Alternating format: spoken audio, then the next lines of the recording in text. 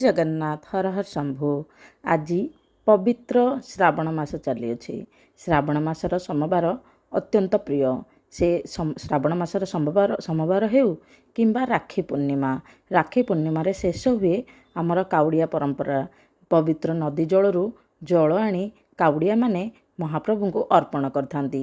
ଏହାର ବିଧି ଏହିପରି, ଯେଉଁଠି ପ୍ରବାହିତ ନଦୀର ଗଣ୍ଡ ଦେଶରେ ବୁଡ଼ି ତିନିଥର କିମ୍ବା 7 ଥର କିମ୍ବା 5 ଥର ବୁଡ଼ି ଯେତିକି ପାଣି ବାହାରିବ, ସେହି ପାଣିକୁ, ସେହି ଜଳକୁ ହିଁ ସେମାନେ ଅର୍ପଣ କରନ୍ତି। ଚାଲନ୍ତୁ ସେ ବିଷୟରେ ଆମେ ସବିଶେଷ ବିବରଣୀ ଆଲୋଚନା କରିବା। ଓଡ଼ିଶାର ପରମ୍ପରା ନୁହେଁ ବଲ୍ଲଭମ୍ ବା କାଉଡ଼ିଆ। ଆସନ୍ତୁ ଜାଣିବା ଶାସ୍ତ୍ର କ'ଣ କୁହନ୍ତି କାଉଡ଼ି ଯାତ୍ରା ବିଷୟରେ। ଶ୍ରାବଣ ମାସର ନାମ ଶୁଣିବା ମାତ୍ରେ ମନରେ ଭାବାନ୍ତର ସୃଷ୍ଟି ହୁଏ। ଦେବଦେବ ମହାଦେବଙ୍କୁ ଜଳାଭିଷେକ କରି ପ୍ରସନ୍ନ କରିବାର ପ୍ରକୃଷ୍ଟ ସମୟ ହେଉଛି ଶ୍ରାବଣ ମାସ। ଏହି ସମୟରେ ହର ମନ୍ଦିରେ ବଲ୍ଲଭମ୍ ବା କାଉଡ଼ିଆ ଜଳଧାରୀ ଭକ୍ତ ଶ୍ରଦ୍ଧାଳୁମାନଙ୍କ ଭିଡ଼ ପରିଲକ୍ଷିତ ହୁଏ। ଏହି କାଉଡ଼ି ଯାତ୍ରା ସମ୍ପୂର୍ଣ୍ଣ ଅଶାସ୍ତ୍ରୀୟ ବିଧି ନୁହେଁ, ବରଂ ସ୍ଥାନ କାଳ ପାତ୍ରକୁ ନେଇ ଏହା ଅଶାସ୍ତ୍ରୀୟ ହେଉଛି। କିଛି ଲୋକ ଅଶାସ୍ତ୍ରୀୟ କୁହନ୍ତି, କିଛି ଲୋକ ଶାସ୍ତ୍ରୀୟ କୁହନ୍ତି, କିନ୍ତୁ ସ୍ଥାନ କାଳ ପାତ୍ର ଅନୁସାରେ ଏହା କିଛି ଜାଗାରେ ଶାସ୍ତ୍ରୀୟ, କିଛି ଜାଗାରେ ଅଶାସ୍ତ୍ରୀୟ। ଚାଲନ୍ତୁ ସେ ବିଷୟରେ ଆମେ ସବିଶେଷ ବିବରଣୀ କରିଯିବା। ଏହାର ବିଧି ରହିଛି କେବଳ ଗଙ୍ଗା ଜଳ ଆବଶ୍ୟକ ସ୍ଥଳେ ଯମୁନା, ସରସ୍ୱତୀ ଓ ତ୍ରିବେଣୀ ସଙ୍ଗମ ଜଳ, କିନ୍ତୁ ଏଥିରେ ଅନେକ ବ୍ୟତିକ୍ରମ ଦେଖିବାକୁ ମିଳୁଛି। ଏହି ସମୟରେ ଓଡ଼ିଶାରେ ନଦୀ ବଢ଼ି ଏସବୁ ଯାଏ ହୁଏ, ତ ଜଳ ଦୂଷିତ ହୋଇଥାଏ। ସେଇଥିପାଇଁ ଏହି ସମୟରେ ଯଦି ଆପଣ ଭଗବାନଙ୍କୁ ଜଳ ଅର୍ପଣ କରୁଛନ୍ତି, ଆମେ କ'ଣ ବିଶୁଦ୍ଧ ଜଳ ମାନେ କ'ଣ ଯେ ବଡ଼ି ସମୟରେ ଯାହା ପାଣି ମଇଳା ହୋଇଯାଇଥାଏ, ସେହି ଜଳକୁ ଆମେ ଅର୍ପଣ କରିବା କେତେ ଦୂର ଠିକ୍, ଆମ ନିଜ ମନକୁ ପଚାରିବା ଉଚିତ। ଓଡ଼ିଶାରେ କିପରି ଏହା ଅଶାସ୍ତ୍ରୀୟ ହେଉଛି ଓ ଏହାର କାରଣ ସମ୍ବନ୍ଧରେ ଜାଣିବା ପାଇଁ ଆଜି ଆମେ ଆଲୋଚନା କରିବା। ଶ୍ରାବଣ ମାସରେ ପ୍ରାୟତଃ ପ୍ରତ୍ୟେକ ଶିବ ମନ୍ଦିରରେ କାଉଡ଼ିଆମାନଙ୍କର ଗହଳି ଲାଗିଥାଏ ଜଳ ଲାଗି କରିବାକୁ, କିନ୍ତୁ ପ୍ରାଚୀନ ଶାସ୍ତ୍ର ଗ୍ରନ୍ଥ ଏ ସମ୍ପର୍କରେ କହିଛି। ଅତ୍ରି ସଂହିତା ଅନୁଯାୟୀ ଏହି ଘୋର ଚତୁର୍ମାସ୍ୟ ଆଷାଢ଼ ହରିଶୟନ ଏକାଦଶୀରୁ ଶିବ ଉତ୍ଥାପନ ଚତୁର୍ଦ୍ଦଶୀ କାଳରେ କେବଳ ଗଙ୍ଗା ନଦୀକୁ ଛାଡ଼ି ଅନ୍ୟାନ୍ୟ ସମସ୍ତ ନଦୀ ରଜସ୍ୱଳା ହୋଇଥାନ୍ତି। ତେଣୁ ଏହି ସମୟରେ ସେ ନଦୀ ଜଳ କୌଣସି ମାଙ୍ଗଳିକ ତଥା ଦେବ କାର୍ଯ୍ୟରେ ବିନିଯୋଗ ହୋଇପାରିବ ନାହିଁ। ସେହିପରି ବିଷ୍ଣୁ ସ୍ତୁତିରେ ମଧ୍ୟ ଉଲ୍ଲେଖ ରହିଛି, ଯେଉଁଦିନଠାରୁ ନୀଳାଚଳରେ ମା ଭଗବତୀ କାମାକ୍ଷାଙ୍କ ଅମ୍ବୁବାଚୀ ଦେବୀଙ୍କ ରଜସ୍ୱଳା ପର୍ବ ପ୍ରତିବର୍ଷ ଆଷାଢ଼ ମାସର ସପ୍ତମ ଦିବସରୁ ଆରମ୍ଭ ହୁଏ। ପର୍ବ ସେହି ପାଳନ କରାଯାଏ। ତା 2 ମାସ ପର୍ଯ୍ୟନ୍ତ କେବଳ ଗଙ୍ଗା, ଯମୁନା ଓ ସରସ୍ୱତୀ ନଦୀକୁ ଛାଡ଼ି ଅନ୍ୟ ସମସ୍ତ ନଦୀ ରଜବତୀ ହୋଇଥାନ୍ତି। ତେଣୁ ଉକ୍ତ ରିକ୍ତ ଜଳକୁ ଦେବପୂଜା ନିମନ୍ତେ ଆଗ୍ରହ କରାଯାଏ। ଆମ ଓଡ଼ିଆ ପାଞ୍ଜିରେ ମଧ୍ୟ ଏହି ଚତୁର୍ମାସ ସମୟରେ ନଦୀ ରଜସ୍ୱଳା ହେବା କଥା ସ୍ପଷ୍ଟ ଉଲ୍ଲେଖ କରାଯାଇଛି। ତେବେ ଏହି ନଦୀମାନଙ୍କର ଏହି ରଜସ୍ୱଳା ଦୋଷ କ'ଣ? ଏହା କ'ଣ ନାରୀମାନଙ୍କ ପରି? ଉତ୍ତର ଆସିବ ନା, ନାରୀମାନଙ୍କ ପରି ରଜସ୍ୱଳା ସହିତ ଏହାର କୌଣସି ସମ୍ପର୍କ ନାହିଁ। କିନ୍ତୁ ଯେହେତୁ ଏହି ସମୟରେ ପ୍ରବଳ ପରିମାଣରେ ବର୍ଷା ହେବା ଯୋଗୁଁ ନାନାଦି ବର୍ଜ୍ୟବସ୍ତୁ, ଅଳିଆ, ମଳମୂତ୍ର, ଗଳିତ ପଚିତ ଦ୍ରବ୍ୟମାନ ଆସି ନଦୀରେ ମିଶିଥାଏ ଓ ଜଳସ୍ତର ବୃଦ୍ଧି ପାଇବା ଫଳରେ ନଈରେ ବଢ଼ି ଆସିବା ସମୟରେ ସମାନ ଘଟଣା ଘଟିଥାଏ।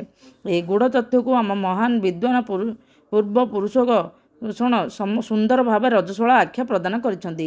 ଉପରୋକ୍ତ କାରଣରୁ ଏହି ସମୟରେ ଶିବ ମହାପ୍ରଭୁଙ୍କ ଉପରେ ଅନ୍ୟାନ୍ୟ ନଦ ନଦୀର ଜଳ ଚଢ଼ାଇବା ମହାପାତକ ତୁଲ୍ୟ। କେବଳ ଗଙ୍ଗା, ଯମୁନା, ସରସ୍ୱତୀ ଓ ତ୍ରିବେଣୀ ସଙ୍ଗମର ଜଳ ଏହି ସମୟରେ ଅର୍ପିତ ହୋଇପାରିବ, କାରଣ ଉକ୍ତ ନଦୀତ୍ରୟ ଓ ସଙ୍ଗମ ସଦାସର୍ବଦା ପବିତ୍ର। କାଉଡ଼ିଆ ବା ବଲ୍ଲଭମ୍ ପରମ୍ପରା ମୂଳତଃ ଉତ୍କଳୀୟ ସଂସ୍କୃତି ନୁହେଁ, ଏହା ହେଉଛି ଉତ୍ତର ଭାରତୀୟ ସଂସ୍କୃତି। ଯେହେତୁ ସେଠାରେ ଗଙ୍ଗାମାତା ପ୍ରତ୍ୟକ୍ଷ ଭାବରେ ଉପଲବ୍ଧ ଅଛନ୍ତି, ତେଣୁ ସେଠାରେ ବ୍ୟକ୍ତିମାନେ ଶଙ୍କର ମହାପ୍ରଭୁଙ୍କୁ ଗଙ୍ଗାପେୟ ଲାଗି କରନ୍ତି। ଏହା କାଳକ୍ରମେ ଏକ ଲୋକଦେଖାଣିଆ ଟ୍ରେଣ୍ଡ ଭାବରେ ଆମ ଓଡ଼ିଶାକୁ ଆସିଛି। ଦେଖନ୍ତୁ, ଲୋକଦେଖାଣିଆ ଟ୍ରେଣ୍ଡ ତ କହିପାରିବାନି। ଆମ ମନରେ ଯଦି ଭକ୍ତି ଅଛି, ଆମେ ଦେଖନ୍ତୁ ସେ ବି ଭଗବାନଙ୍କ ପାଇଁ ଏପରି କରୁଛନ୍ତି, ଆମେ କଲେ କେମିତି ହେଇଥାନ୍ତା। ସେ ସମୟ ଆପଣ ଯଦି କରିବାକୁ ଚାହୁଁଛନ୍ତି, ଆପଣ ଚାଲିଯାଆନ୍ତୁ କଲିକତା କିମ୍ବା ଯେଉଁଠି ଗଙ୍ଗା ନଦୀ ପ୍ରବାହିତ ହେଉଛି, ସେଇଠି ଯାଇକି ସେ ଆଖପାଖ ଅଞ୍ଚଳରେ ଆପଣ ଜଳ ଅର୍ପଣ କରିପାରିବେ। କିନ୍ତୁ ଗଙ୍ଗା, ଯମୁନା, ସରସ୍ୱତୀ ବ୍ୟତୀତ ଆଉ କୌଣସି ପାଣି ଅର୍ପଣ କରାଯିବା କଥା ନୁହଁ, ନହେଲେ ବିଶୁଦ୍ଧ କୂପ ଜଳ ଆପଣ ଅର୍ପଣ କରିପାରିବେ। କହିବାକୁ ଗଲେ ଦେଖନ୍ତୁ, ଆପଣ ଯଦି ଆଖପାଖର ବିଜ୍ଞଜନ ପୁରୁଣା ଲୋକଙ୍କୁ ପଚାରିବେ, ଏ ସମ୍ପର୍କରେ ପଚରାଉଚରା କରିବେ, ତେବେ ସେମାନେ ମଧ୍ୟ ସମାନ କଥା କହିବେ। ଏହା ଓଡ଼ିଶାର କେବେ ସଂସ୍କୃତି ନଥିଲା। କହିବାକୁ ଗଲେ ବିଗତ 70-80 ବର୍ଷ ପୂର୍ବରୁ ଏହା ପରମ୍ପରା ଓଡ଼ିଶାରେ ନଥିଲା। ଏବେ ମଧ୍ୟ ଅନେକ ପ୍ରାଚୀନ ଶିବାଳୟରେ ବଲବମ୍ ଶ୍ରଦ୍ଧାଳୁଙ୍କୁ ଗର୍ଭଗୃହକୁ ଛଡ଼ାଯାଏନି। ବାହାରେ ମହାପ୍ରଭୁଙ୍କ ଏକ ପାର୍ଥିବ ଶିବଲିଙ୍ଗ ସ୍ଥାପନ କରି ତା ଉପରେ ଜଳାଶାୟୀ କରିବାର ବିଧି ବ୍ୟବସ୍ଥା ରହିଆସିଛି। ମୂଳତଃ ବୈଶାଖ ଓ କାର୍ତ୍ତିକ ସୋମବାର ଉତ୍କଳୀୟ ଭୂଖଣ୍ଡର ମହାନ ଶୈବ ଧର୍ମର ପରିଚାୟକ ଗ୍ରହଣ କରେ। ଓଡ଼ିଆ ଧର୍ମୀୟ ଭାବନାରେ ଅନ୍ୟ ଏକ ସ୍ଥୂଳ ଦୃଷ୍ଟିରୁ ଦେଖିବାକୁ ଗଲେ ଜଗନ୍ନାଥ ମହାପ୍ରଭୁ ଶୟନ କରିବା ପରେ ପରେ ମହାପ୍ରଭୁ ବିଶ୍ୱନାଥ ତ୍ରିଭୁବନେଶ୍ୱର ମଧ୍ୟ ଶୟନ କରନ୍ତି। ଯେହେତୁ ଶୋଇବା ଲୋକର ନିଦ୍ରା ଭଙ୍ଗ କରିବା ଅନୁଚିତ, ତେଣୁ ଅଶାସ୍ତ୍ରୀୟ ଜଳ ଆଣି କାହିଁକି ଗହଳି ଜମାଇ ତାଙ୍କ ନିଦ୍ରାରେ ବାଘାତ ସୃଷ୍ଟି କରିବା। ଶ୍ରାବଣରେ ସଦାଶିବଙ୍କୁ ଭକ୍ତି କରନ୍ତୁ, କିନ୍ତୁ ଏଭଳି ଭାବେ ଶରୀର କଷ୍ଟ ଦେଖି ଅପ୍ରାସଙ୍ଗିକ କାର୍ଯ୍ୟ କରିବା ଉଚିତ ନୁହେଁ। ଯଦି ଆପଣ କରିବାକୁ ଚାହୁଁଛନ୍ତି ଗଙ୍ଗା, ଯମୁନା, ସରସ୍ୱତୀ ଓ ତ୍ରିବେଣୀ ସଙ୍ଗମର ଜଳାଶୟ ଆଣିପାରୁଛନ୍ତି, ତେବେ ଅପରିଷ୍କୃତ ନଦୀ ଜଳ ଅର୍ପଣ କରନ୍ତୁ ନାହିଁ। ଜଳାଶୟ କରିବାକୁ ଯଦି ଏତେ ଇଚ୍ଛା, ତେବେ ଶୁଦ୍ଧ କୂପ ଜଳ ଆଣି ମହାପ୍ରଭୁଙ୍କୁ ଅର୍ପଣ କରନ୍ତୁ। ସେ ହେଉଛନ୍ତି ଆଶୁତୋଷ।